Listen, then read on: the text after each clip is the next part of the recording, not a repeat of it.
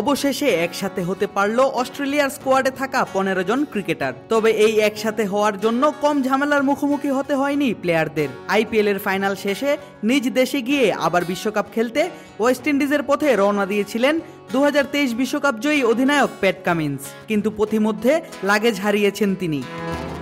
ঘটনা এখানেই শেষ নয়, যাত্রা বিলম্বিত হয়েছে অজি পেসার মিচেল স্টার্ক এবং অলরাউন্ডার গ্লেন ম্যাক্সওয়েলের।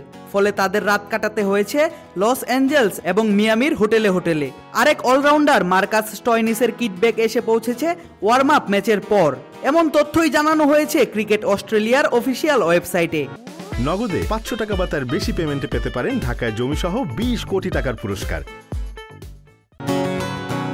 বিশ্বকাপের প্রস্তুতি নিতে অনেক আগেই ওয়েস্ট ইন্ডিজে পৌঁছেছে অস্ট্রেলিয়া। তবে 15 জনের স্কোয়াডের 6 জনই ছিলেন ছুটিতে। নামিবিয়া এবং ওয়েস্ট ইন্ডিজের বিপক্ষে প্রস্তুতি ম্যাচেও ব্যাক পেতে হয় তাদের। আইপিএল শেষ করে বাকি সদস্যরা পরবর্তীতে যোগ দেন দলের সাথে, আর তখনই ঘটে এমন ঘটনা।